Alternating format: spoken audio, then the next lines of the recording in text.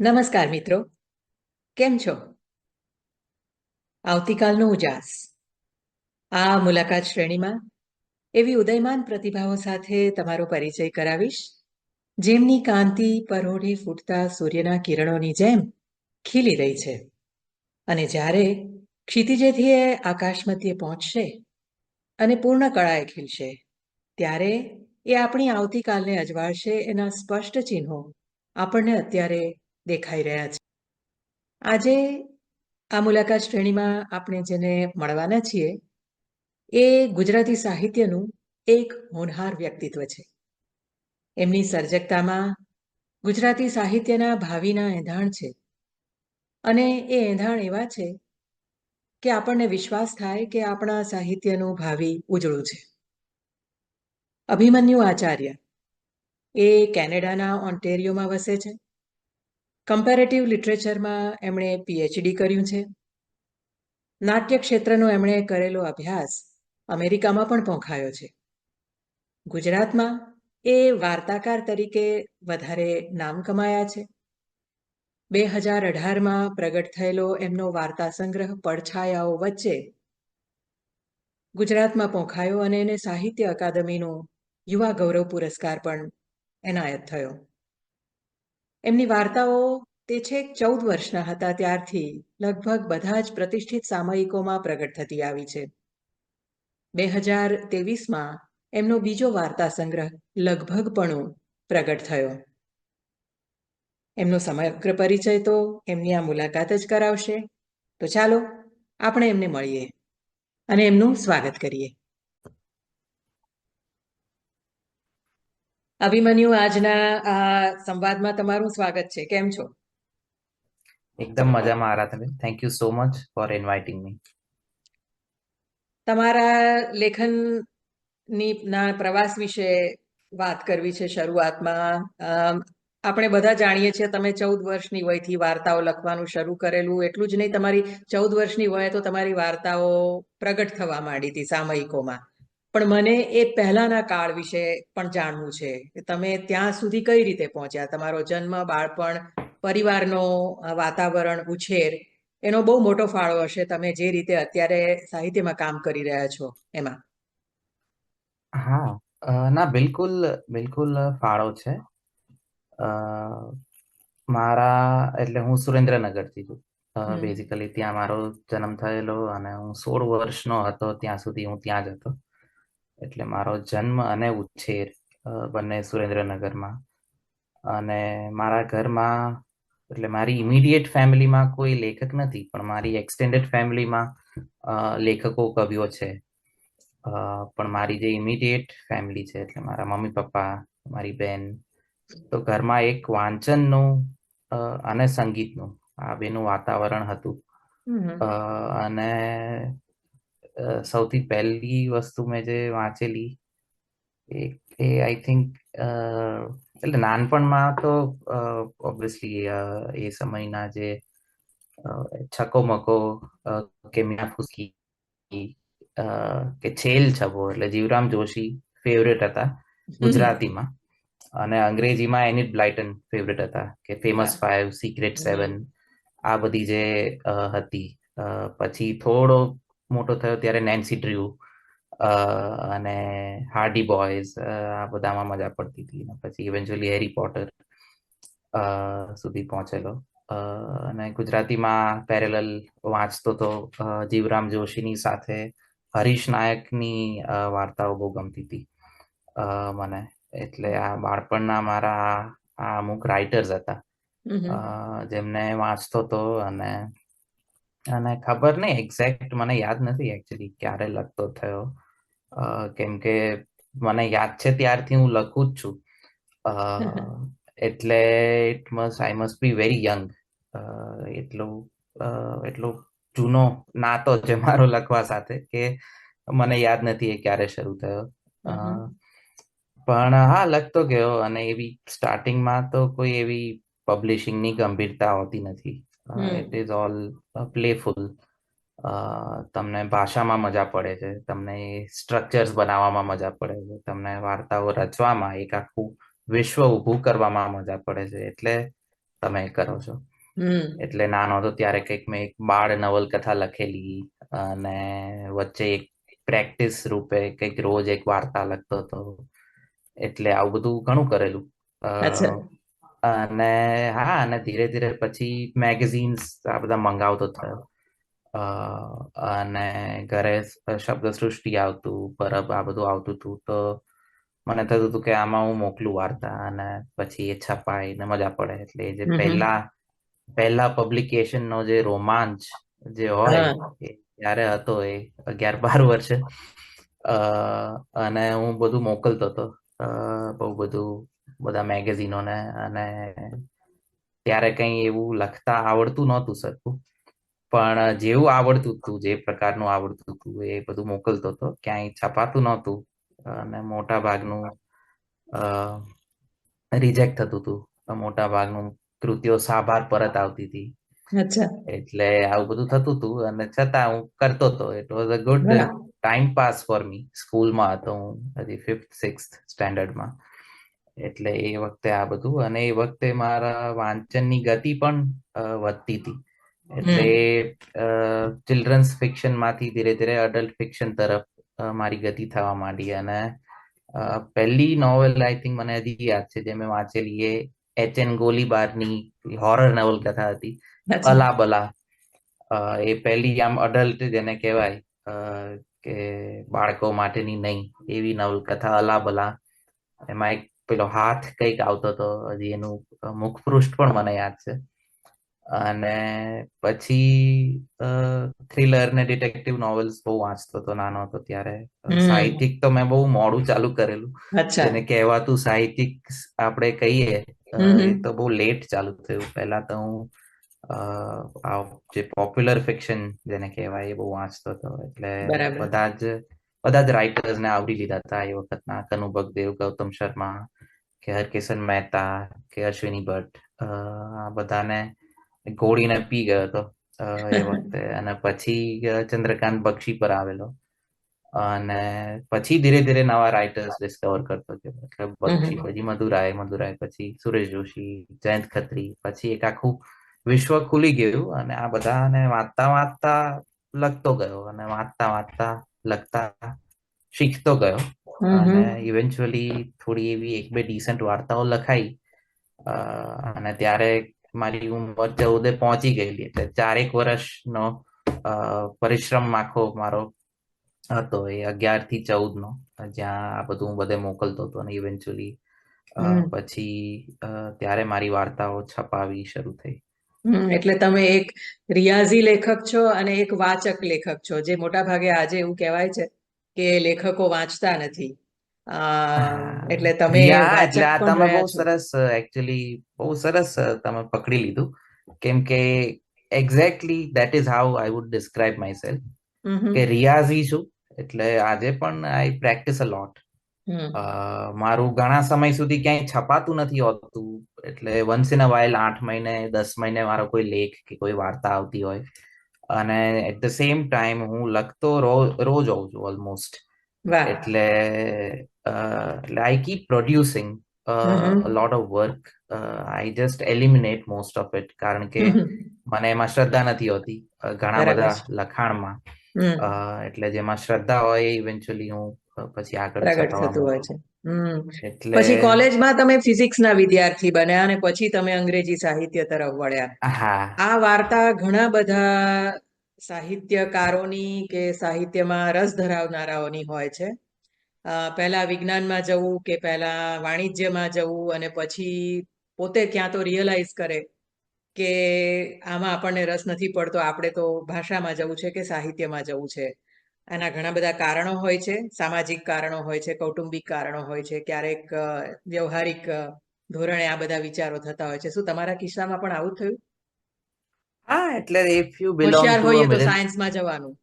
હા, એટલે middle class family હોય, જેમ કે સુરેન્દ્રનગર થી એક પ્રકારનું અપવર્ડ મોબિલાઇઝેશનનું જે આખા કૌટુંબિક એમ્બિશન હોય આખા હમ. કુટુંબનું, કે હવે કુટુંબ તરીકે આગળ વધીએ, વિચ ટ્રાન્સલેટ્સ ટુ ગુજરાતીમાં કે વધારે પૈસાદાર બનીએ, વધારે પૈસાદાર, વધારે વગ વગેરે. તો એના માટે એજ્યુકેશન અને એસ્પેશલી સાયન્સનું એજ્યુકેશન ખાસું વોઝ ઇમ્પોર્ટન્ટ.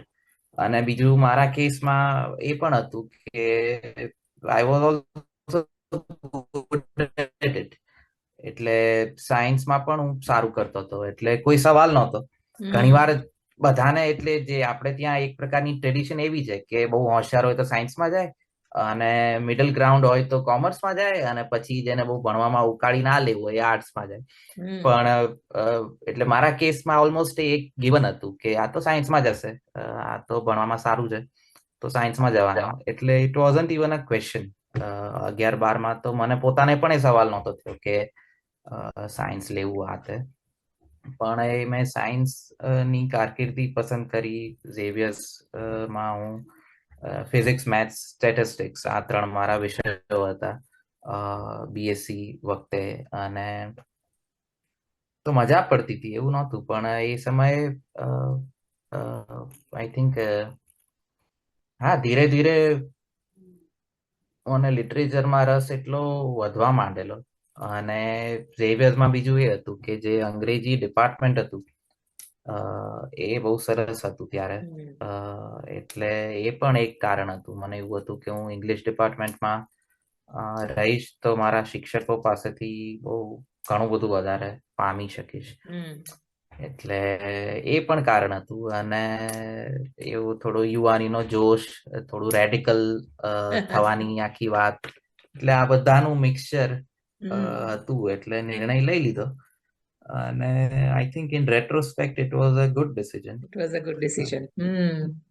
પછી કેનેડા પહોંચ્યા. કેનેડા જવાનો વિચાર કેવી રીતે આવ્યો? મને આશ્ચર્ય એ વાતનું છે કે તમે કેનેડા જઈને તમારો પીએચડી ના રિસર્ચનો જે વિષય છે, એટલે કે બિન અંગ્રેજી સાહિત્ય નો અભ્યાસ તમે કેનેડામાં જઈને કર્યો. આ બધું આમ બધું વિરોધાભાસી લાગે છે. એના વિશે કંઈક વાત કરો. કેનેડા કઈ રીતે પહોંચ્યા, અને પછી પીએચડી નો આ વિષય પસંદ કરવાનું કારણ કેમ?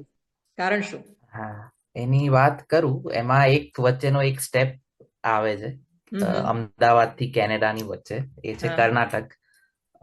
કર્ણાટકમાં મેં મારું માસ્ટર્સ કરેલું, એ પણ ઇંગ્લિશમાં.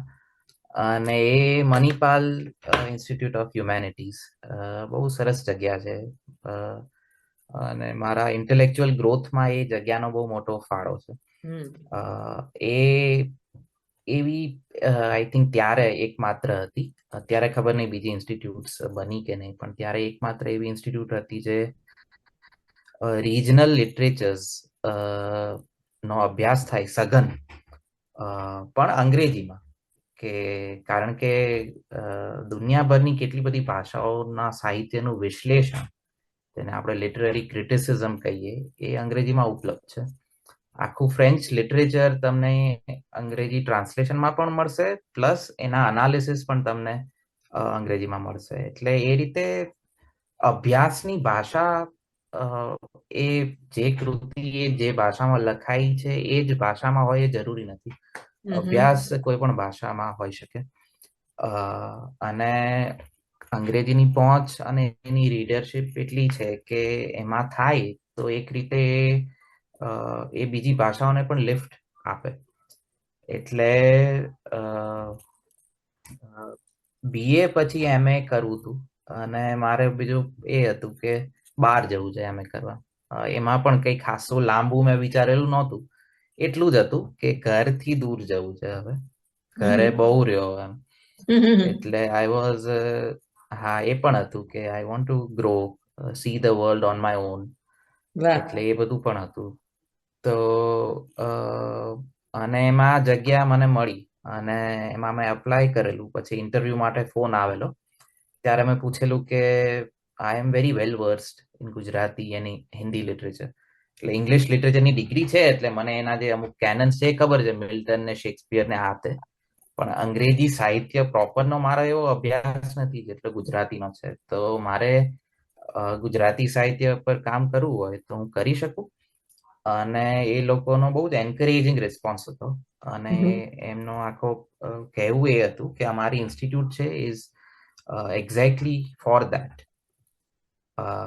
અને મારા જે મણિપાલ ઇન્સ્ટિટ્યૂટના જે હેડ હતા, અ, એમણે પીએચડી કરેલું યુનિવર્સિટી ઓફ કેલિફોર્નિયા બર્કલીમાંથી હિન્દી સાહિત્ય પર.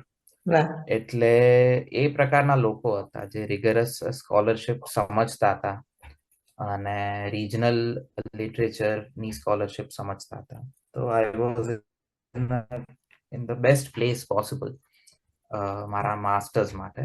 અને ત્યાં પછી અસાઇનમેન્ટ સાથે લખતો તો મેં ઘણા અમુક પેપર્સ, ખત્રીની વાર્તાઓ પર અંગ્રેજીમાં પેપર્સ લખેલા અને ચંદ્રકાંત બક્ષીની વાર્તાઓ પર અંગ્રેજીમાં પેપર્સ લખેલા મેં.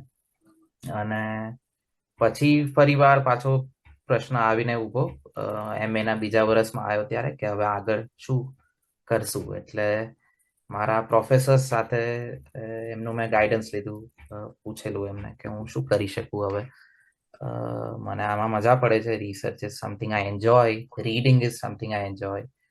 તો અને એમણે કીધું કે why don't you go abroad, ત્યાં તને પોષક વાતાવરણ મળશે, તને ફંડિંગ સરસ મળશે અને તને સરસ ગાઈડન્સ મળશે અને they will shape you into a good rigorous scholar. વાહ. અને બીજું કે you can parallelly continue with your own writing. તો એના માટેનું પણ એક બહુ પોષક અને સરસ વાતાવરણ મળશે. એટલે મેં ત્યાં સુધી માસ્ટર્સના બીજા વર્ષ સુધી ગંભીરતાથી વિચાર નહોતો કરેલો કે મારે જવું છે એમ. એવું મનમાં આવેલું, એકવાર ટ્રાય પણ કરેલો, પણ એવું ક્યારે હતું નહીં કે જવું છે. મોસ્ટલી ત્યારે એની પહેલા જે જવું હતું એ જે રીતે બધાને ઇન્ડિયાથી જવું હોય છે એ પ્રકારનું જવાની એક ઘેલછા હતી, વિધાઉટ થિંકિંગ કે ના જઈએ વિદેશ જઈએ વિદેશ. પણ આ મારા પ્રોફેસર સાથે વાત કર્યા પછી એક ડિરેક્શન મળ્યું કે શું કામ જવું છે, એક ચોક્કસ ધ્યેયથી જવું છે, એક ચોક્કસ વસ્તુ કરવા માટે જવું છે.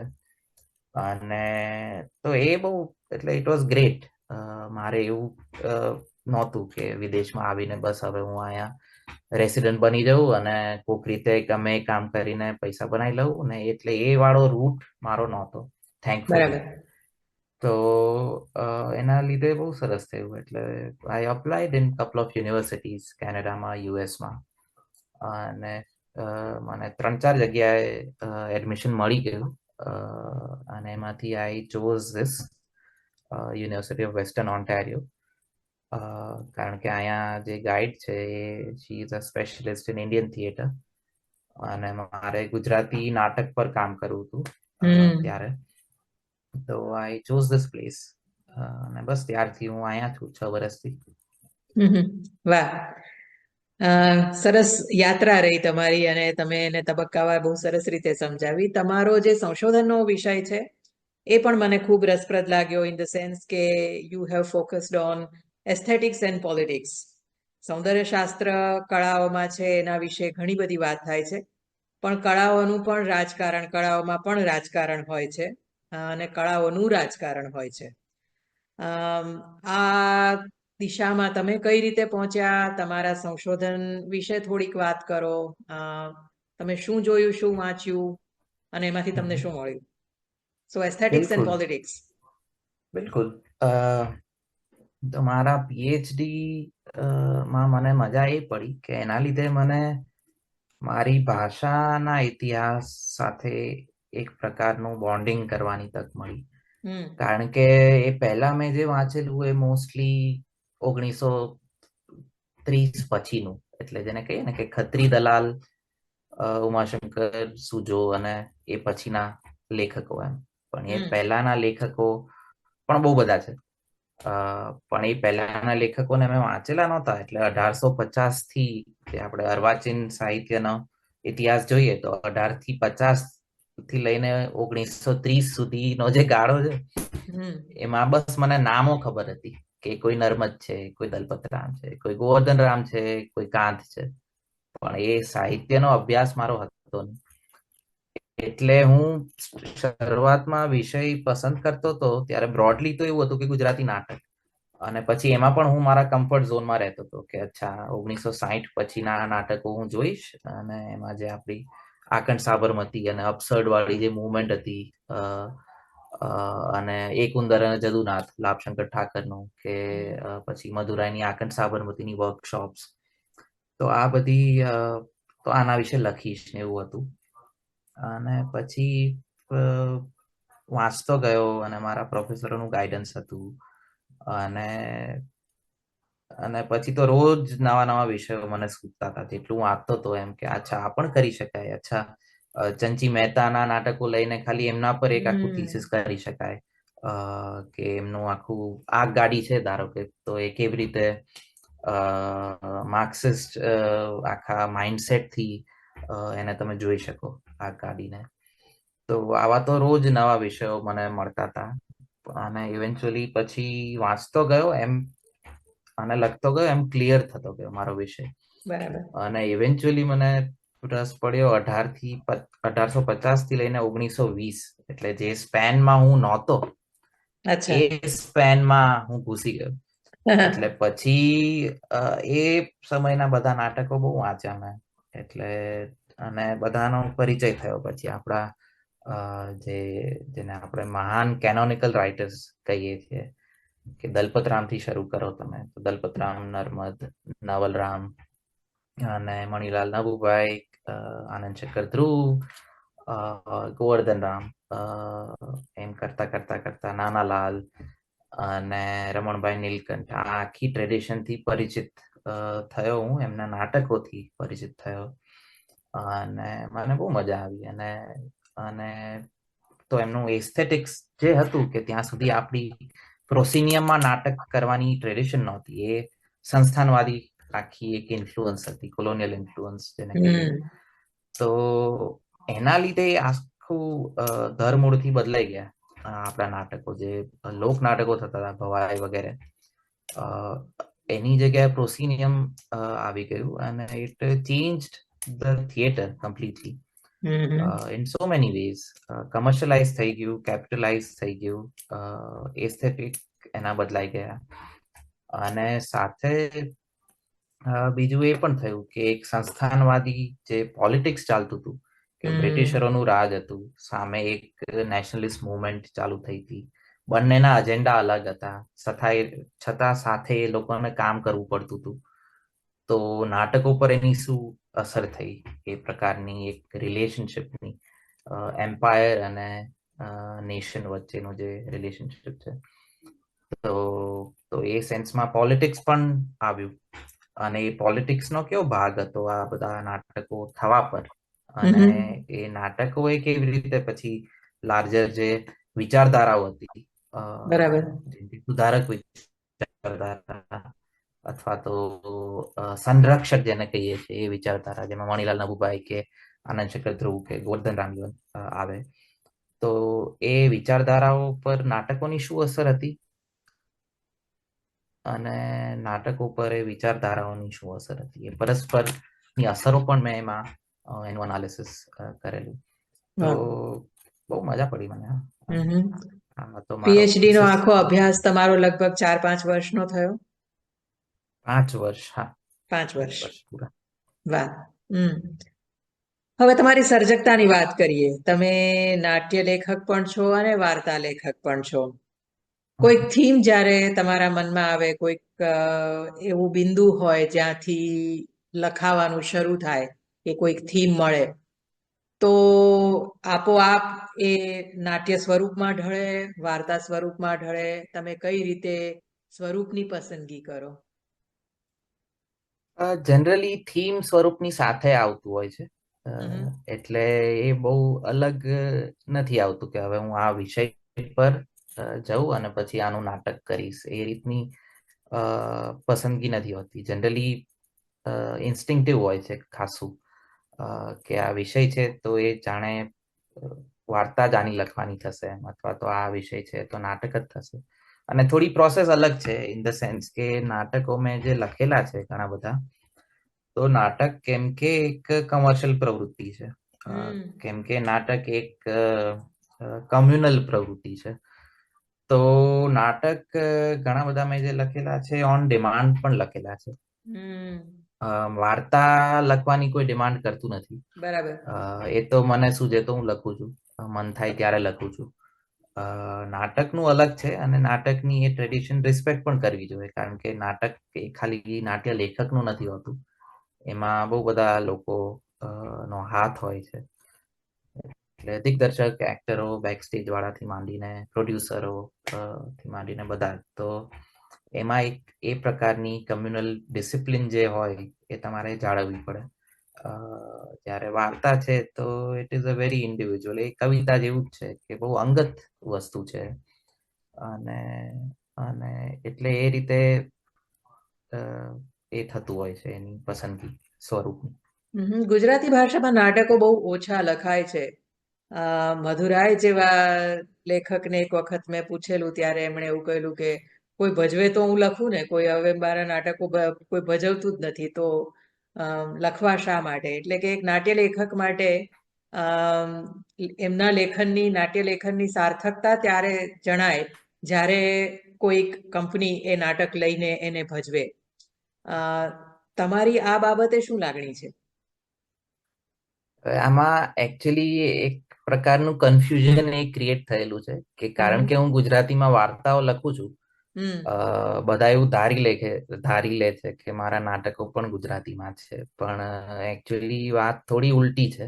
હમ કે મેં જે નાટકો અત્યારે, મારી સંખ્યા કેટલી, 11-12 નાટકો લખ્યા છે, એમાંથી 2 કે 3 જ ગુજરાતીમાં છે અને બાકીના મોટા ભાગના અંગ્રેજીમાં છે, 1-2 હિન્દીમાં છે.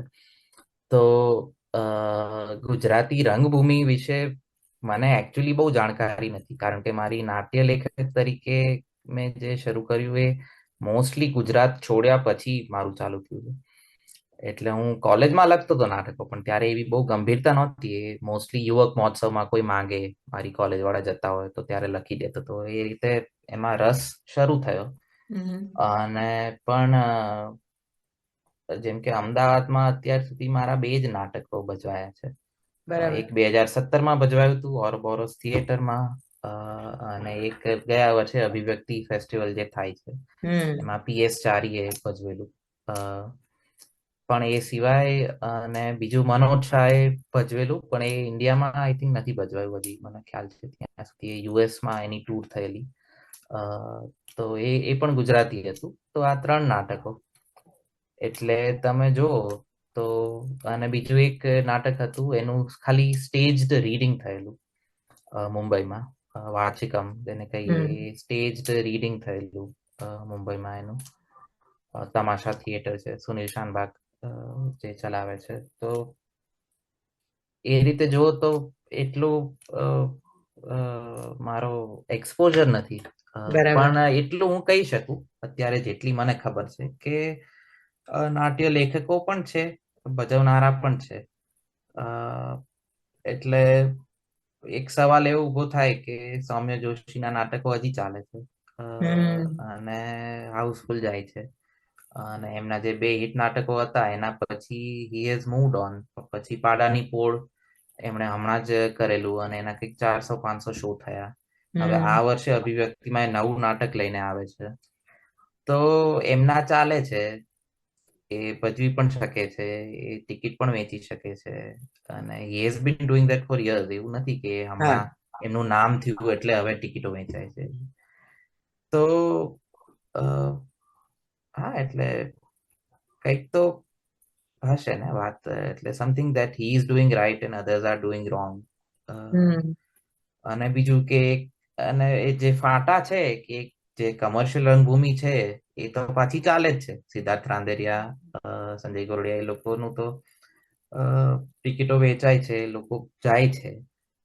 એટલે જે ઇશ્યુ જે આપણે કહીએ કે એક્સપેરિમેન્ટલ અથવા સાહિત્યિક નાટકો, હમ કે અને બધા બધા હજી દાખલો મધુરાયનો અને પ્રવીણ જોશીનો આપ્યા જ કરે છે. એટલે આપણે એઝ અ કમ્યુનિટી આગળ નથી વધ્યા. I think we all should move on. It was a great time. They are great people. Madhurai મારા પ્રિય લેખકોમાંના એક છે. હમ અને પ્રવીણ જોશી ઇઝ ગ્રેટ. પણ હવે એ રોમેન્ટિસાઇઝડ એરામાંથી એઝ અ કમ્યુનિટી આપણે બહાર આવવું જોઈએ અને એક્ટિવલી શોધવું જોઈએ કે કોણ કરે છે નાટકો, એમના માટે શું સ્કીમો છે, ઇકોનોમિકલી કેવી રીતે એમને હેલ્પ થઈ શકે. મહેન્દ્રસિંહ પરમારે જેમ કે દલપતરામનું મિથ્યાભિમાન એમણે ઘણા બધા શો કર્યા, એ ઘણા સમયથી એ કરે છે. હમ. તો એને જેમ કે આવું, અને એ મેં પ્રયોગ જોયેલો પણ છે. અચ્છા. તો એવા નાટકોને કેવી રીતે આગળ લઈ જઈ શકાય, what more can we do as a community. Hmm. બીજા પણ અમુક એક્ટિવ રાઇટર્સ છે અત્યારે, હર્ષ છે, અંકિત ગોર છે, આ લોકો પણ છે. તો કરી રહ્યા છે ઘણા લોકો, એવું નથી, ઇટ્સ નોટ કે કોઈ નથી. પણ આપણે as a community I think we have to move on from Madurai and Chinu Modi and Labhshankar Thakar. બરાબર. એમાંથી આપણે હવે બહાર આવીએ તો આપણું ધ્યાન જશે કે બીજા લોકો શું કરે છે. નવું શું થઈ રહ્યું છે. વાર્તા લેખનની વાત કરીએ તો તમારા પહેલા વાર્તા સંગ્રહની પ્રસ્તાવનામાં તમે સ્વથી પર સુધી જવાની તમારી યાત્રાની વાત કરી છે, કે તમારી વાર્તાઓ સ્વથી પર સુધી જવાની યાત્રા છે. આ વિધાન થોડુંક સમજાવશો, કઈ રીતે તમે તમારી વાર્તા સર્જન પ્રક્રિયાને જુઓ છો? સ્વથી પર સુધી એટલે જનરલી આમ જો તો એ I was still in my formative years, અને જે ટીનેજમાં હોય ત્યારે માણસ સેલ્ફ ઓબ્સેસ્ડ હોય ને, કે એને પોતાનું બધું સૂઝ્યા કરે, અને એને પોતાના જ પ્રેમ સંબંધો જાણે એવું લાગે કે ઓહો એમ, મારું હૃદય તૂટી ગયું એટલે તો આહા, પહાડ પહાડ તૂટી પડ્યો. તો એ પ્રકારનું જે નેચરલ જે ઇમોશન્સ ફીલ થતા હોય ટીનેજર્સને, એમાંથી હું પણ પસાર થયેલો. મારા આવા એક બે પ્રેમ સંબંધો તૂટેલા પણ ખરા, અને જોડાયેલા અને બધું થયેલું. અને અને વાર્તાઓ એ પ્રમાણે લખતો હતો. પણ એઝ આઈ ગ્રીવ, થોડું એ પણ થયું કે જે ફૈઝની જે લાઈન છે કે ઓર ભી દુખ હૈ જમાને में मोहब्बत के सिवा, રાહતે ઓર ભી હૈ બસ લકી રાહત કે સિવા. તો એ રીતે જોતો થયો કે there is so much that people go through, અને I am one of the luckier ones to not have been born with a marginal identity. એટલે આવા તો કેટલા બધા લોકો કેટલા બધા સ્ટ્રગલ કરે છે રોજ. એટલે કેન આઈ લુક ઇનટુ ધેમ, અને શું હું એમની વાત કરી શકું તો સેન્સિટિવ રીતે અને એક જવાબદારીથી કરી શકું કે નહીં. અને હું એ કરવા જાઉં તો what will it look like. એટલે એ રીતે એક મારો જાત સાથેનો પણ સંવાદ હતો, એક એક્સપ્લોરેશન હતું કે લેટ મી ટ્રાય ઇટ. એટલે પહેલા જ પુસ્તકમાં છેલ્લી થોડી વાર્તાઓ એ અમુક જેને સોશિયલ ઇશ્યુઝ કહેવાય, સામાજિક મુદ્દાઓને હમ. લઈને થોડી લખેલી. બીજા સંગ્રહમાં એ પણ છે. એટલે એ ચાલતું રહે છે, સ્વથી પર સુધી પહોંચવાની મથામણ, એવું મેં ટાઇટલ આપેલું હમ. મારા નિવેદનને. અને એ મથામણ હજી પણ ચાલે છે, કારણ કે પૂરેપૂરા તમે સ્વને છોડી નથી શકતા, અને છોડવું પણ ના જોઈએ. અંગતતા બહુ મોટી વસ્તુ છે સર્જન માટે. તો તમે શું છો, શું અનુભવો છો, એ પણ સાથે રાખવું જોઈએ. પણ at the same time I think લેખકોએ પોતાનાથી વધીને, પોતાના કોન્ટેક્સ્ટ થી વધીને આગળ પણ જોવું જોઈએ, બીજાની અંદર જોવાની એક પ્રયત્ન કરવો જોઈએ.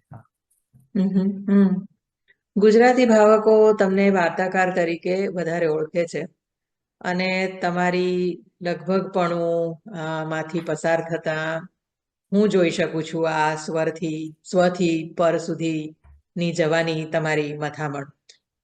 ક્રાફ્ટ ઓફ સ્ટોરી રાઇટિંગ વિશે કંઈક વાત કરો. તમારો અભિગમ, તમારું વલણ, તમારી વાર્તાના અંત, તમારું ભાષાકર્મ જે ખૂબ સરળ અને સહજ લાગે છે. ખાસ તો લગભગ પણ હું સંદર્ભે વાત કરું તો ક્રાફ્ટ ઓફ સ્ટોરી રાઇટિંગ, તમારું આ પ્રત્યેનું અભિગમ અને વલણ કેવું છે? ક્રાફ્ટની ઇન જનરલ જો વાત કરીએ તો આપણે ત્યાં ક્રાફ્ટને બહુ ગંભીરતાથી નથી લેવામાં આવતું. એટલે it is a sad thing કે, અને જ્યારે પણ કોઈ ક્રાફ્ટની વાત કરે ત્યારે આપણને પન્નાલાલનો દાખલો આપવામાં આવે છે કે પન્નાલાલ તો જો ને નૈસર્ગિક લેખક હતા, 4 ચોપડી ભણેલા, પણ એમણે કેવું લખેલું, એમણે ક્યાં કોઈ ક્રાફ્ટની વાતો કરી. એટલે એક પ્રકારનો એક એન્ટી ઇન્ટેલેક્ચુઅલ અભિગમ આપણે ત્યાં પ્રસરેલો હમ છે. હમ અને પન્નાલાલના દાખલા આપી આપીને કેટલાય લેખકોને શીખવા નથી દેતા. એવું લાગે કે ભાઈ ક્રાફ્ટ એમને શીખવા દો યાર, ને એ નૈસર્ગિક નથી, પન્નાલાલ હતા, પણ બધા નૈસર્ગિક નથી હોતા. You have to learn it. એટલે નેચરલ, એટલે ટેલેન્ટ બધામાં હોઈ શકે, પણ ક્રાફ્ટ તો શીખવી પડે ને. You have to learn the craft. તમારે રોટલી બનાવતા શીખવી હોય તો તમારે એ શીખવી પડે, પાસે બેસીને મમ્મી પાસે, કે જે પણ તમારા ઘરમાં રોટલી બનાવતું હોય એની પાસે બેસીને you have to learn it. અને પછી એ માસ્ટરી કરવામાં પણ તમારે સમય આપવો પડે, થોડો ટાઈમ લાગે, અને એક સમય પછી તમે એ શાંતિથી કરી શકો. તો એ જે જર્ની છે એ તો લેખકોએ પણ કરવી પડે. એટલે અને આપણે ત્યાં સુજો સાફો જે છે, જે શિબિરમાં હું બહુ જતો હતો, સુમન શાહ એ ચલાવે છે હજી. તો એ એક એવી જગ્યા હતી જ્યાં ક્રાફ્ટની બહુ રિગરસલી વાતો થતી હતી. એટલે હમ જે મારા અમુક બેઝિક્સ ક્લિયર થયા છે, એમાં સુજો સાફોનો બહુ મોટો હું ફાળો ગણું છું. કારણ એ પણ કે ત્યાં ગુજરાતી વાર્તા લખતા જે 20-25 ટોપ વાર્તાકારો છે ત્યાં આવે, અને ત્યાં ને ત્યાં જ તમને બીજા 20-25 લોકો સાંભળે છે, જે અધિકારી ભાવકો છે, જે સામાન્ય ભાવકો નથી, જે બધા જ વાર્તા લેખકો પણ છે. અને એ લોકોની કોમેન્ટ્સ તમને મળે છે, ક્રાફ્ટ રિલેટેડ કોમેન્ટ્સ મળે છે તમને, અને તમને એ રીતે તમે મંજાઓ છો. તો એ એક પ્રવૃત્તિ, બીજું પાક્ષિકી ને એ બધું થતું રહે છે. તો આવી 2-3 પ્રવૃત્તિના એક્સેપ્શન સિવાય વધારે આપણી પાસે છે નહીં. અને બીજું એ પણ છે કે ક્રાફ્ટ તો સતત તમારે એનું ધ્યાન રાખવું પડતું હોય છે. એટલે એવું નથી કે એકવાર વાર્તા આવડી ગઈ એમ. હમ એવું હોતું નથી કે આ ચલો હવે આ બે પુસ્તકો લખી દીધા તો હવે વાર્તા આવડી ગઈ, કે 10 લખી દીધા તો આવડી ગઈ. Every new story comes with it's on challenges. એટલે હમ હા, દરેક વખતે આમ ફાવે છે. દરેક વખતે તમને એવું થાય છે કે અરે આ ફસાઈ ગયા, પાછા ફસાઈ ગયા. દરેક નવો વિષય આમ ફાવે છે. એટલે it keeps you very humble. સર્જન વસ્તુ એવી છે કે તમને બહુ એરેગન્ટ થવા દેતી નથી. અરે વાહ. It keeps you very humble. તમારા પગ જમીન પર રાખે છે. તમને જ્યારે એવું લાગે કે મને હવે આ ક્રાફ્ટ આવડી ગયો છે, અને પછી એક નવો વિષય આવે અને તમે ફરી પાછા ઊંધે માથે પછડાવો છો, અને you to go back to the basics, કે ઓકે શોર્ટ સ્ટોરી શું છે. અને હું તો ત્યાં સુધી માનું છું કે આપણી પાસે કળાની એવી કોઈ ચોખ્ખી ડેફિનેશન નથી. બરાબર, આપણે કોઈને પૂછીએ કે વોટ ઇઝ આર્ટ, કળા શું છે, તો બહુ જ રેન્ડમ જવાબો મળશે, અને બધા જ સાચા અને બધા જ ખોટા હોઈ શકે. હમ કારણ કે એટલી બ્રોડ વસ્તુ છે, બહુ સબ્જેક્ટિવ વસ્તુ છે. પણ મારા માટે કળા એટલે પિનેકલ પર જ્યારે કસબ પહોંચી જાય, એટલે ક્રાફ્ટ જેને કહીએ આપણે, હમ when the craft reaches its pinnacle, it becomes art. વાહ. અને એટલે આપણે કસબ પર ધ્યાન દઈ શકીએ, શીખી શકીએ, સતત માંજી શકીએ. સતત તમે જે મારા માટે શબ્દ વાપર્યો કે રિયાઝી લેખક, તો સતત રિયાઝ. અને બીજું લેખનમાં કેમ એવું છે, મને એ પણ થાય છે કે મોટામાં મોટા સંગીતકારો, મોટામાં મોટા ચિત્રકારો સતત રિયાઝ કરતા હોય છે, કરતા રહે છે, રોજ કરતા હોય છે. અને હમ રોજ ઉઠીને પહેલું કામ, એ સિતાર વાદક હોય તો સિતાર વગાડશે, પેઇન્ટર હોય, પિકાસો રોજ એક સ્કેચ કરતા હતા, ઇવન આફ્ટર બિકમિંગ પિકાસો. હમ તો લેખકો એ બાબતે, રિયાઝ બાબતે લેઝી કેમ છે, અને why are they taking their craft so lightly? Hmm if you are not serious about the endeavour, then it's okay. તો સમજાય છે. તમે જો ગંભીરતાથી નથી લઈ રહ્યા આખી વાતને, તો ઇટ્સ ઓકે. પણ તમારે કશું ગ્રેટ આપવું છે, તો you have to be an excellent craftsman એના વગર. હમ અને આપણા જેટલા ગ્રેટ્સ છે are all also great craftsmen. આપણા હમ લેખકો જોઈ લો. મારા પ્રિયથી પ્રિય એવા જયંત ખત્રી છે હમ વાર્તાકારોમાં. તો જયંત ખત્રીની ક્રાફ્ટ જો તમે, એ માણસ કયા લેવલ પર કામ કરતો હતો. હમ અને it doesn't happen without paying attention to the craft. To craft. વાર્તા મળી અને વાર્તા બની એવું ક્યારે લાગે? વાર્તા મળી એટલે કે કથા બીજ કોઈક મળ્યું અને મનમાં પછી એમાંથી એક વાર્તા ગૂંથાઈ જાય અને પછી આ વાર્તા બની ગઈ એવું લખતા લખતા એ બિંદુ આવે ત્યારે ક્યારે એવું લાગે કે આ સફળ થઈ વાર્તા? એના અનેક ડ્રાફ્ટ હા, થાય, એની હા સર્જન એટલે હું પ્રક્રિયા તો પહેલેથી છેલ્લે સુધીની. હા એટલે મને તો લાગે છે કે હું કઈ એવો બહુ ટેલેન્ટેડ રાઇટર નથી, એટલે મારે બહુ બધા ડ્રાફ્ટ કરવા પડે છે. કે ઘણા હોય છે ને કે પેલા બક્ષી આવી બધી વાતો બહુ કરતા હતા, કે હમ એક જ વાર હું લખું ને આવું બધું. ઘણા લેખકો લખી શકતા હોય છે. Hmm it is nice, I envy them. પણ મારે તો ડ્રાફ્ટ કરવા પડે છે, અને લખતા લખતા જ ડિસ્કવર થતું હોય છે કે શું લખવું છે. એટલે હમ એક કોઈ કથા બીજ આવે તો દેન હું ચાલુ કરી દઉં, પણ પછી લખતા લખતા એકચ્યુઅલી ખબર પડે કે શું લખવું છે.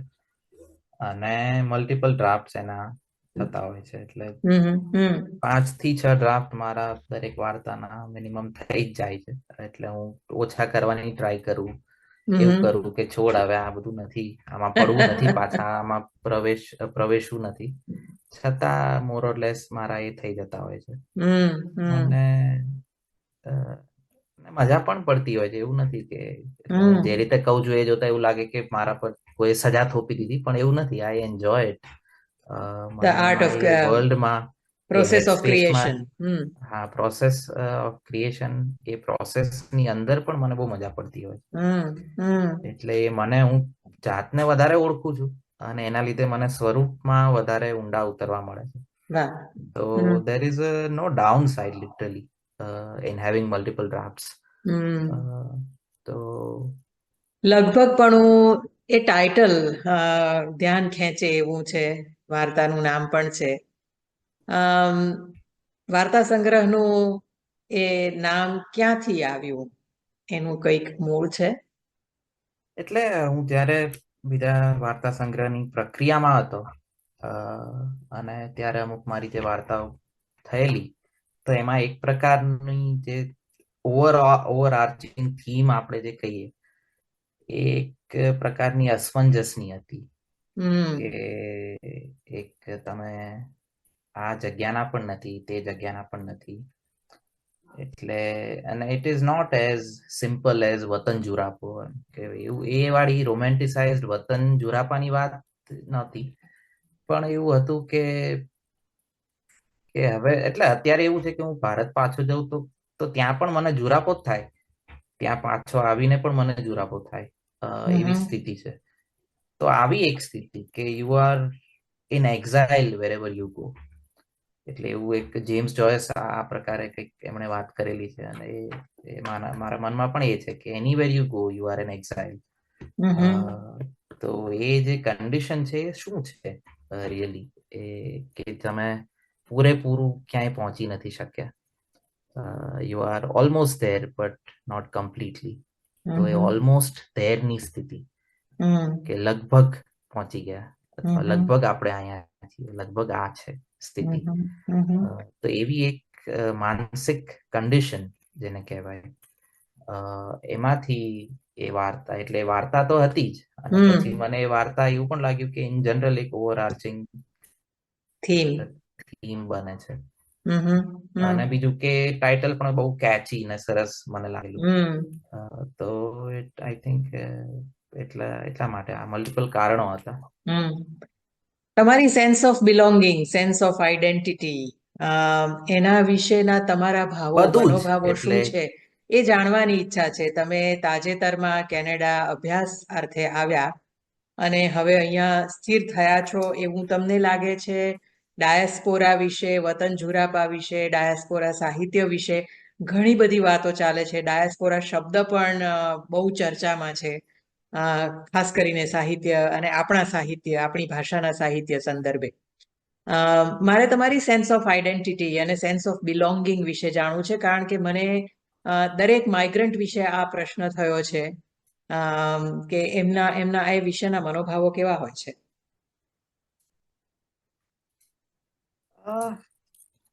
એટલે જેમ મેં કીધું કે you feel like an exile anywhere you go. એટલે તો એના દેટ પરથી જ ઇઝ એ વાત આગળ લઈ જઈએ. હા એટલે હા એટલે એનો અર્થ એ થયો કે તમને ક્યાંય ઘર જેવું નથી લાગતું. હા. હવે જેમને એટલે હું અત્યારે ધારો કે પાછો ઇન્ડિયા જતો રહું કાલે, બિસ્તરા પોટલા બાંધીને પાછો, તો ત્યાં પણ મને ઘર જેવું નહીં લાગે, કેમ કે something fundamental has changed in મી, કે હવે આઈ કાન્ટ સ્ટે ધેર. અને આ તો ઘર ક્યારેય નહોતું, આને મેં ઘર બનાવેલું છે મારું કેનેડા. તો આ પણ એક કહો કે ઓલમોસ્ટ ઘર છે, જે પેલું હતું એ રીતે. પણ there is no sense of belonging. હમ. એટલે એટલે મારા માટે એવું છે કે then I belong to literature. એટલે why do we have to belong to countries? Why cannot we belong to arts? Uh, વાહ. તો I belong to literature, એવું હું કહું. હા, અને પણ એવો કોઈ જુરાપો મને નથી કોઈ જગ્યા માટે સ્પેસિફિક, હમ. કે હમ. હું જોરું છું. અને આપણે ત્યાં એ બહુ જ રોમેન્ટિસાઇઝ થયું છે. એટલે એન્ડલેસલી બે પ્રકારના જુરાપા આપણને ત્યાં આ ગુજરાતીમાં ખતબદે છે લિટરલી. એક તો છે કે જે ગામડું છોડીને શહેર આવ્યા છે, હમ. એ ગામડાનો જુરાપો અને એની જ વાતો કર્યા કરે. બીજા ડાયસ્પોરા વાળા છે કે જે વતન છોડીને બીજા દેશમાં આવ્યા છે, તો એ ઇન્ડિયાની જ વાતો કર્યા જ. એટલે મને ઘણી વાર એવું થાય કે સિવાયના એંગલ્સ મળે તો મજા પડે. કારણ કે હમ. હવે you are where you are, તો how is your life there now? તો એ પ્રમાણેની વાર્તા આપણને નથી મળી એવું નથી. પન્ના બહુ નાયક ઓછી મળી છે. સમુદાયમાં એ તમને દેખાય, બહુ ઓછી મળી છે, that is true. Hmm. Hmm. પણ છે, પણ અને બીજું શું કે જુરાપો ઇઝ એન ઇઝી વે. તમે જુઓ કે it's the sign of a lesser writer. Correct. જે જુરાપો, હા, કેમ કે it's very easy to pull at the heartstrings ને, કે હવે હું બસ ગામડાની નોસ્ટાલ્જિક વાતો કરી લઉં અને લોકોને એમાં મજા પડશે. અથવા તો હું ભારતની નોસ્ટાલ્જિક વાતો કરી લઉં કે મારું એક વતન હતું ને અહીંયા તો હવે આ કેનેડાની ઠંડીમાં તો મારાથી જીરવાતું નથી. હમ. તો એ બધું એની જગ્યાએ you talk about the life, hmm. કે જીવન કેવું છે. અને એમાં જુરાપો નહીં આવે એવું નહીં, પણ હમ. જે જુરાપાને અંડરસ્કોર કરવામાં આવે છે આપણે ત્યાં એક શોર્ટકટ તરીકે, because it is simpler and the easier thing to do. એટલે હમ. જુરાપો શું છે? Essentially you are talking about the past. એટલે પાછળ જોવું is always easier than facing the present. તો તમે જે લાઈફ છે તમારી જીવી રહ્યા છો એને તમે ફેસ કરો ને, hmm. That is way harder, way more challenging. Hmm. આપણે તમારી વાર્તાઓની વાત કરતા કરતા આગળ નીકળી ગયા અને વતન જુરાપાની વાતો અને આઈડેન્ટિટીની વાતો પર પહોંચી ગયા. પણ ફરી પાછા વાર્તાઓ તરફ જઈએ તો વાર્તાના અનેક પ્રકારો છે અને તમે જુદા જુદા પ્રકારો ખેડ્યા છે. તમે કહો છો કે તમને જાસૂસી કથા, ડિટેક્ટિવ સ્ટોરીઝ વગેરેમાં ખૂબ રસ છે, તમે એનો અભ્યાસ પણ કર્યો છે. વાર્તાના પ્રકારો વિશે, તમારો એ વાર્તા પ્રકાર કેમ પ્રિય છે એના વિશે, થ્રિલર્સ વિશે એની વાત કરો. તમે એ વાંચતા વાંચતા મોટા થયા એવું પણ તમે આ મુલાકાતની હા, શરૂઆતમાં એ કહ્યું. મારો પ્રિય વિષય છે. હું આખી જિંદગી મેં એ વાંચેલું છે અને મને બહુ ગમે છે. એટલે કોઈ વસ્તુ શું કામ ગમે એ તો આઈ ડોન્ટ નો, એનું કારણ શું હશે. પણ એક જે સિમ્પલ કારણ એ છે કે ઇટ ઇઝ વેરી એન્ગેજિંગ. એટલે તમે જે પેજ ટર્નર કહેવાય, કે તમે એકવાર ચાલુ કરો અને આખી આખી રાત જાગીને વાંચો, તો હમ. એ તો કેટલી મોટી સિદ્ધિ કહેવાય. કે વાચક તમને છોડતો નથી, વાચક ખાતા ખાતા વાંચી રહ્યો છે. એટલે હું આવું કરતો હતો કે અશ્વિની ભટ્ટની ફાંસલો મને હજી યાદ છે. એનો પહેલો ભાગ એ એટલો અદ્ભુત છે. એમાં એ લોકો બેંક લૂંટવાની આખી પેલી પ્લાનિંગ કરે છે અને એ એટલું રોમાંચક કે વર્ણન છે કે હું ત્યારે ખાતા ખાતા વાંચતો હતો આ બધું. એટલે હમ. મારું ધ્યાન બીજે ક્યાંય હતું જ નહીં. તો એ પાવર જે છે એ તો કેટલી અદ્ભુત વસ્તુ છે. અને પછી તો બહુ જ રાઇટર્સને મેં આ રીતે વાંચેલા, ત્યાં સુધી કે અત્યારે હું પીએચડી પૂરું કરીને મારું પોસ્ટ ડોક્ટરેટ કરું છું, હમ રિસર્ચ, અને મારો પોસ્ટ ડોક્ટરેટનો વિષય પણ જાસૂસી નવલકથાઓ છે. અને સ્પેસિફિકલી છેલ્લા 10 વર્ષમાં અંગ્રેજીમાં લખાયેલી હિસ્ટોરિકલ ક્રાઇમ ફિક્શન. તો આ વિષય છે, પણ ઇન જનરલ હું જાસૂસી સાહિત્ય સતત વાંચતો રહેતો હોઉં છું.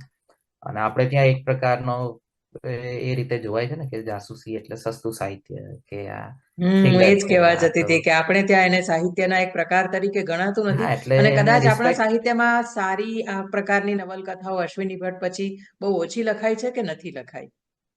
એટલે એનું કારણ પણ છે ને, કે ધારો કે મારે હવે લખવી હોય, છતાં હું ગુજરાતીમાં નહીં લખું, because I do not trust the readers. હા. મારે લખવી હોય તો હું અંગ્રેજીમાં લખીશ, અને પછી જોશું, કેમ કે એમાં મોટું માર્કેટ છે, લોકોને રસ છે, વિવેચનો થતા હોય છે, એક આખી ઇકોનોમી છે, બહુ બધું છે. ગુજરાતીમાં તમે લખશો તો પહેલા તો કોઈ રિસ્પેક્ટ નહીં કરે ને તમને, પહેલા તો હમ કોઈ માન નહીં આપે એવું. અને આપશે તો ગણ્યા ગાંઠ્યા લોકો. હમ અને એમાં પણ એક તમારે એટલે સીધા ચઢાણ ચડવા પડશે એમ. એટલે તો લેખકો નથી લખતા તો I do not blame them. ના જ લખવું જોઈએ, કેમ કે Gujarati readers do not deserve good detective writers. કારણ કે એ પ્રમાણેનું, અને હજી તમે જુઓ તો વેચાય છે તો આ બધા જ અશ્વિની ભટ્ટ ને આ તે હજી બેસ્ટ હમ સેલર, એમના તો 15 એડિશન થાય છે આ તે. તો એક રીતે તમે જુઓ તો વિવેચકોની આ ભૂલ છે ઇન જનરલ, કેમ કે કેટલા ઓછા વિવેચકોએ આનો ગંભીરતાથી અભ્યાસ કરેલો છે. હમ હમ. એટલે રઘુવીર ચૌધરી નવલકથાની વાત કરે તો એ અશ્વિની ભટ્ટને ઇન્ક્લુડ કરશે, but that is just one name. તો આવા જે ગણ્યા ગાંઠ્યા 4-5 છે એમની વાત થાય છે, બટ ઇન જનરલ ઓવરઓલ થતી નથી. ઇન જનરલ ઓવરઓલ ક્વોલિટી થોડી આપણી it's not up to the mark. Hmm એટલે બહુ બધા કારણો છે, ઇકોનોમિક, સોશિયલ, હિસ્ટોરિકલ, પોલિટિકલ થી માંડીને બધા જ, કે એ જોનરા જે રીતે એને વેગ મળવો જોઈએ એ આપણી મળ્યો ભાષામાં નથી. નથી મળ્યો. પણ ખબર નહીં, હવે બીજું એ પણ છે કે ઓટીટી ને આ બધાના કારણે થ્રિલર પ્રકાર એમાં સૌથી વધારે જાણીતો છે, હા હા. સૌથી વધારે પોપ્યુલર છે. બીજું કે હજી પણ થ્રિલર પુસ્તકો જ સૌથી વધારે વેચાય છે દુનિયાભરમાં. હમ તમે લેટેસ્ટ એના જે ડેટા અને નંબર્સ જોશો તો તમને ખબર પડશે કે હજી તો એ રીતે આઈ એમ હોપફુલ કે ગુજરાતીમાં કોઈ લખે, હમ. અને it gets a new life essentially. એક તમે બ્લાફ્ટમાંથી, અંગ્રેજીમાં સોરી હા બોલો. બ્લાફ્ટ, સોરી, ના ના, એક છેલ્લી વાત હું કહી દઉં કે બ્લાફ્ટમાંથી ગુજરાતી જાસૂસી કથાઓ કે પલ્પ ફિક્શન જેને કહેવાય, એનો એક અનુવાદ આવી રહ્યો છે હા હા. ટૂંક સમયમાં અંગ્રેજીમાં. ના. અને એ આઈ હોપ કે એના લીધે થોડો વેગ મળે. હમ. તમે અંગ્રેજીમાં જાસૂસી નવલકથા લખવાની શક્યતાની વાત કરી, એની સાથે હું સાંકળી લઉં, તમે બહુભાષી સર્જક છો. તમે અંગ્રેજીમાં પણ લખો છો, ગુજરાતીમાં પણ લખો છો, હિન્દીમાં પણ લખો છો અને અનુવાદો પણ કરો છો. હમ જેવી રીતે કોઈ થીમ મળે અને એ વાર્તા બને કે નાટક બને, તેવી રીતે કોઈ થીમ મળે ત્યારે એની સાથે ભાષા લઈને આવે કે પછી એને કઈ ભાષામાં ઉતારવી એ તમે નક્કી કરો. અનુવાદની પ્રક્રિયા વિશે પણ વાત કરો. હમ. એટલે ઘણીવાર ભાષા લઈને આવે, ઘણીવાર લઈને નથી પણ આવતી. એટલે એમાં જેટલું સ્વરૂપ સાથે ઓર્ગેનિક છે, કે થીમ સ્વરૂપ સાથે આવે છે, હમ. એ ભાષા સાથે એટલું ઓર્ગેનિક નથી, એટલીસ્ટ મારા માટે. અચ્છા. અને અ, અને એ મલ્ટીલિંગ્વલ હોવાનો એ આઈ થિંક એ સાઇન છે. એ હમ રીતે કે તમે અ, ભાષાઓમાં તમને રમવું ગમતું હોય. અને હજી પણ બીજું એ પણ છે કે I have to polish all my languages. એટલે હું મલ્ટીલિંગ્વલ સર્જક છું, પણ એવું નથી કે મારી અદ્ભુત પકડ ગુજરાતી પર છે કે અંગ્રેજી પર છે કે હિન્દી પર છે. જાણે ત્રણેય ભાષાઓમાં હું હજી જાણે શીખી રહ્યો હોય એવું જ છે. એટલે એટલે આઈ એમ નોટ એટ ઇઝ.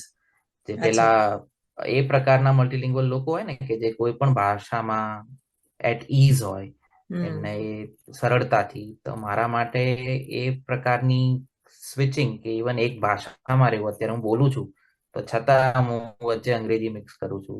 એટલે તો એક ભાષામાં રહેવું સરળ નથી મારા માટે, કારણ કે એ પ્રકારની લાઈફ આપણે જીવીએ છીએ કે મારી આખો દિવસ અંગ્રેજીમાં જતો હોય. ઘરે વાત કરું એટલા પૂરતું અ, ગુજરાતીમાં વાત કરું, કે કોઈ મિત્રો હોય બીજા તો એમની સાથે હિન્દીમાં થતી હોય. તો આખા દિવસમાં ત્રણેય ભાષાનો અલગ અલગ રીતે ઉપયોગ થતો હોય ત્યારે એનું તમારી સાયકી પર અસર અલગ જ થતી હોય છે. હમ એટલે એટલે વાર્તા પર જો પાછા આવીએ તો ભાષા હું એ જ કહીશ કે એટલી ઓર્ગેનિક નથી હોતી. એટલે હું નક્કી કરી શકું છું ઇન મોસ્ટ કેસીસ કે મારે આ વાર્તા કઈ ભાષામાં લખવી છે. હમ. આજના યુવાન સર્જકો માટે કયા પ્રશ્નો, સમસ્યાઓ સૌથી મોટા છે? આપણે વર્ષોથી સર્જક તરીકે પ્રૌઢ બનેલા સર્જકો પાસેથી યુવાનોને અમુક ઘણી શિખામણો, ઘણી શીખ, ઘણા સૂચનો સાંભળતા આવ્યા છીએ. યુવા સર્જકોએ જો પ્રૌઢ સર્જકોને કાંઈ કહેવાનું હોય તો એમના પ્રતિનિધિ તરીકે તમે શું કહેશો? તમે સવાલ તમારા પડકારો પૂછેલો વિશે છે પણ વાત મને. કરો. મેં એક લેખ જેવું કંઈક લખેલું એક અચ્છા. દોઢ કે 2 વર્ષ પહેલા, હમ જે હતો કે યુવાન સર્જકનો તેના પૂર્વસૂરીઓને કે તેના પ્રેડિસેસર્સને પત્ર. અચ્છા. કેમ કે આપણે પેલા રિલ્કેના યુવાન કવિને પત્રો હા. આપણને ખબર છે કે લેટર્સ ટુ વર્જિનિયા પોએટ. વુલ્ફના, હા, letters to the young poet, કે હમ વર્જિનિયા વુલ્ફના પણ એવા હમ એસેસ છે કે હા. લેટર ટુ યંગ રાઇટર, એ રીતે. અને એ મોસ્ટલી વન સાઇડેડ સંવાદ રહ્યો છે હમ વિશ્વ સાહિત્યમાં પણ અને આપણે ત્યાં પણ, કે ગુરુજનો સલાહ આપવા તત્પર જ હોય છે. અને એકચ્યુઅલી યુવાન સર્જકોને શું જોઈએ છે, અથવા તો એ શું કરી શકે છે, એમના સવાલો શું છે, એ એના પર એમનું એટલું ધ્યાન નથી હોતું, એટલા અટેન્ટિવ નથી હોતા. તો એ બધા વિષય, એટલે એ બધા મુદ્દાઓ લઈને મેં એક આખો એ પત્ર લખેલો.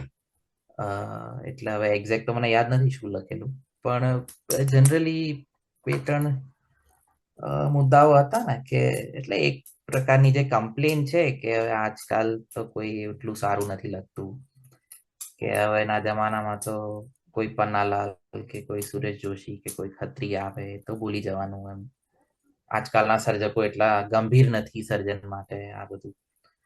તો એમાં મારો મુદ્દો એ હતો કે એ પ્રમાણેનું વાતાવરણ નથી ને.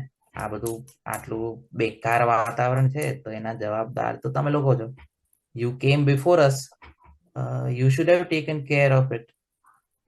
તમે તો કોઈ ધ્યાન રાખ્યું નહીં, અને રાખ્યું છોડો, તમે તો એમાં ભાગ ભજવો વાતાવરણ બગાડવામાં તમારા બધાનો.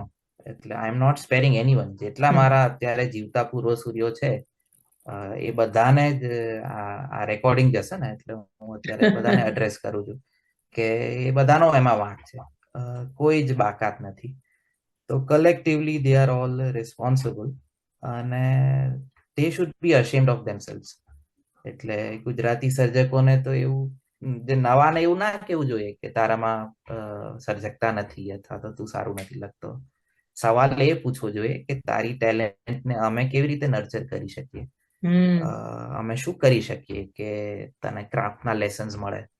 અમે શું કરી શકીએ કે તને પૂરતી સ્પેસ મળે તારી વાત કહેવાની. અમે ધારો કે સંપાદકો હોય સામયિકના, તો ડિટેલ્ડ ફીડબેકની એક પરંપરા હતી એક સમય. હા. એ 3-3, 4-4 પેજના ફીડબેક આપતા હતા. રિજેક્ટ કરે કે એક્સેપ્ટ કરે કૃતિ, એ સવાલ નહોતો. પણ આ પ્રકારની એક નિસ્બત હતી. હમ તો એ નિસ્બત મને એક સંપાદક બતાવો આજે, કોઈ બતાવતું હોય તો. ઝીરો. એટલે તો આ બધા ઘણા એમાં મુદ્દા મને એક્ઝેક્ટ યાદ નથી, હમ પણ ઇન જનરલ હા એટલે અને બીજું આ પ્રકારનું ક્રેબ મેન્ટાલિટી વાળું પોલિટિક્સ પણ બહુ છે કે કોઈ સારું કરતું એટલે જાણે એક પ્રકારનું કે આને હવે 3 એવોર્ડ મળી ગયા તો હવે બહુ થઈ ગયું, આને હવે ચોથો ના આપવો જોઈએ. એ છકી જશે એમ, એ પછી સારું નહીં લખે એટલે આપણે હવે બીજાને આપો. એટલે આ બધું આવા બધા સેટિંગો બહુ ચાલતા હોય છે, એટલે ઇટ્સ અચ્છા. વેરી ફની અને અબસર્ડ જે રીતે નક્કી થતું હોય છે હમ આ બધું. અ, અને બીજું શું હતું? અ, હા એટલે કે એક જે પેટ્રનાઇઝિંગ જે એટીટ્યુડ છે ને કે એટલે આને અત્યારે થોડો હજી આપણે એમ કેવું જોઈએ કે હજી તું થોડું વધારે લખ, તરત જ છાપી ન હમ દેતો ને તરત તારા મગજ ઉપર એ જતું રહેશે. અ, અથવા તો કોલમ ના લખીશ, અ, આ તે એટલે આવા બધા ઘણી એન્ઝાયટીઝ હોય છે સર્જકોની, અમારીથી ઉપરની પેઢીના સર્જકોની. અને એ બધી એન્ઝાયટીઝ જાણે નીચલી પેઢી પર એ પ્રોજેક્ટ કરતા હોય. અ, અને બીજું મને એ પણ છે કે કોઈ લેખક હોય એ પોપ્યુલર થવા માંગતો હોય તો એ આપોઆપ આર્ટિસ્ટ મટી જાય એવું ક્યાંથી સમીકરણ લોકોએ બેસાડેલું છે કે હમ હાઉ ડઝ ઇટ વર્ક? કે કોઈ આ રીતે લખે છે, કોઈ કોલમ લખે છે, અને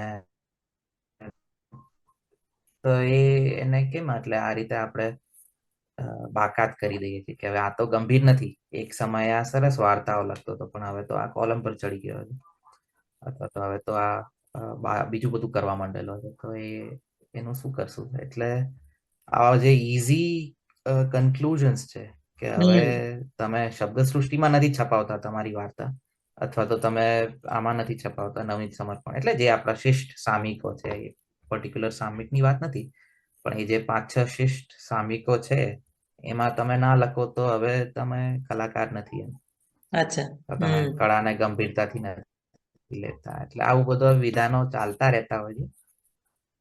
પણ યુવા સર્જકોએ કોઈનું સાંભળવું ના જોઈએ. હમ They hmm should listen to themselves themselves. and nobody else. Hmm technology આવી એનાથી જેમ સામાન્ય જનજીવનમાં તેમ સર્જક જીવનમાં પણ કેટલીક સુવિધાઓ વધી છે. તમે વધારે લોકો સુધી વધુ ઝડપમાં પહોંચી શકો છો. જે પૂર્વસૂરીઓ પાસે જે સાધન નહોતું તેની સામે ટેકનોલોજી, સમૂહ માધ્યમો, સોશિયલ મીડિયા વગેરે કેટલાક પડકારો પણ આજના સર્જક માટે ઊભા કર્યા છે. What is your take on this? Uh, પડકારો એટલે તમે થોડું હજી વધારે સ્પેસિફિક પડકારો તો એટલે everything is a double edge sword. Hmm તો કોઈ સ્પેસિફિક એસ્પેક્ટની તમે વાત કરી રહ્યા છો? વાંચન ઓછું થયું છે એવું તમને લાગે છે? શોર્ટકટ્સ વધારે મળી રહે છે વાચકોને, અને સાથે સર્જકોને પણ ખૂબ ઝડપથી સફળતા મળ્યાનો એક હાલ ઊભો થઈ જાય છે. એટલે બે વસ્તુ છે, હું જેમ કહું છું ને કે ડબલ એજ્ડ સ્વર્ડ છે સમૂહ માધ્યમો. તો હમ એમાં એક સારી વસ્તુ થઈ છે, એક ખરાબ વસ્તુ થઈ છે. તો ઝડપથી પહોંચો, એ તો બધું છે જ, એ તો બહુ સરસ છે કે it's easy reach and it's faster reach and it's more reach. Hmm પણ બીજું સારું એ થયું છે કે ઘણા બધા રાઇટર્સ, ઘણા બધા પોએટ્સ એ એવી જગ્યાઓથી આવતા હોય છે કે એમનો અવાજ કોઈ શિષ્ટ મેઇન સ્ટ્રીમ સામયિક સુધી પહોંચવામાં એમને કેટલા બધા હર્ડલ્સ વચ્ચે નડતા હોય. તો એ જે ગેટ કીપિંગ હતું એ નીકળી ગયું છે. હવે મારે ધારો કે મારે જાતને એક્સપ્રેસ કરવી હોય તો હું લખીને હું મારી ફેસબુક કે ઇન્સ્ટાગ્રામ વોલ પર મૂકી દઉં તો ધેર ઇટ ઇઝ, મને કોઈ રોકતું નથી, કોઈ ગેટ કીપર નથી. તો એ બહુ સારું થયું છે એકચ્યુઅલી, કે લોકો એને ખરાબ ગણે છે પણ I think it is a good thing કે એના લીધે કેટલા બધા લોકોને એક્સપ્રેસ કરવાની તક મળી છે. પણ હવે બીજું જે તમે કહો છો એની બીજી સાઈડ એ પણ છે કે એક ઇઝી ગ્રેટિફિકેશન, કે લેખકોને હવે એક જે પહેલી રિગરસ તાલીમમાંથી નીકળવું પડતું હતું એમાંથી હવે નીકળવું નથી પડતું, અને તમે ફેસબુક પર વાર્તા મૂકી દો અથવા કવિતા મૂકી દો અને 10 લોકો એમાં વાહ કહી દે તો તમે માની લો કે ધીસ ઇઝ ગુડ. અને you are on the right track, પણ ઘણી વાર એ સાચું હોતું નથી. એટલે તો એમાં લેખકોએ પોતે એમાં સમજવું જોઈએ.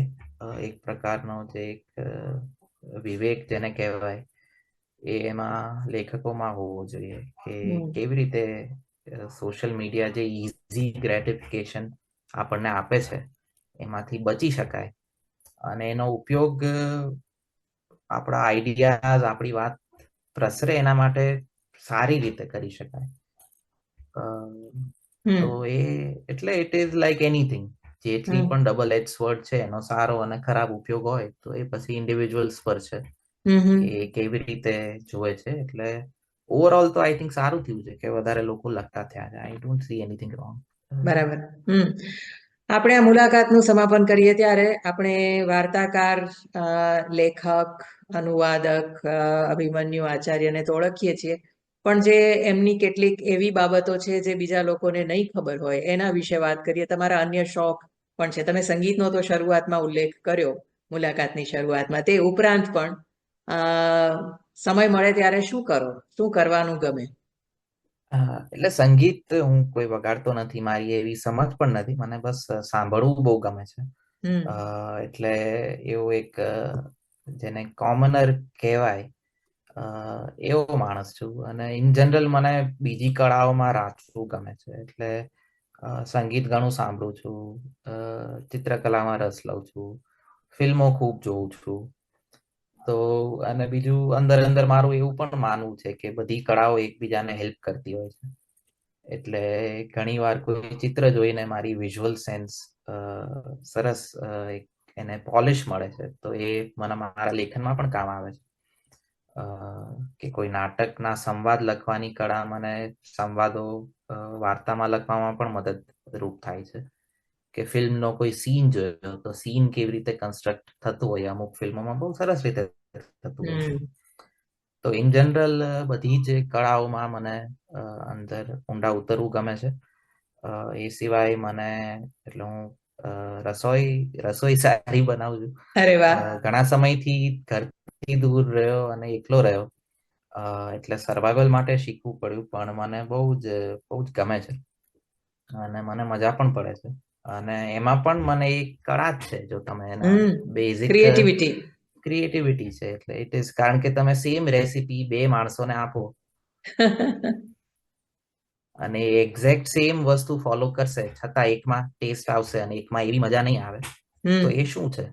એટલે જેને આપણે ક્રાફ્ટ કહીએ, કે હું તમને એક્ઝેક્ટ શીખવાડી દઉં કે વાર્તામાં આટલું આટલું હોય, સિંગલ ઇફેક્ટ હોય, આ હોય તે હોય, અને છતાં બે માણસો વાર્તા લખે તો એમાં ફરક હોવાનો. તો એવું રસોઈમાં પણ એ છે. એટલે એ રીતે આમ જુઓ તો હરીફરીને એક કે બીજી કળા તરફ હું દોરવાતો હોઉં છું. એ સિવાય તો મિત્રો જાણે છે, એટલે એક્ઝેક્ટ, હા, ચેસ રમું છું, મિત્રો જાણે છે. એટલે આ એક્ઝેક્ટ એવી વાત નથી કે જે લોકો નથી જાણતા, પણ હા, હું ચેસ ખૂબ રમું છું અને એ મારો પ્રિય ટાઈમ પાસ છે. બહુ જ મજા પડે છે એમાં. તો હા, તો આ બધું ચાલતું હોય છે. લાંબે ગાળે વસવાટ કરવા માટે કેનેડા કે પશ્ચિમનો બીજો કોઈ દેશ કે પછી ભારત? જ્યાં પણ મને જીવન નિર્વાહના સાધનો મળે, સરસ જગ્યા, નોકરી વોકરી મળે, એટલે બહુ જ એ તો પ્રેક્ટિકલ અને આર્થિક ડિસિઝન છે. એમાં કોઈ પણ પ્રકારનું રોમેન્ટિસિઝમ નથી.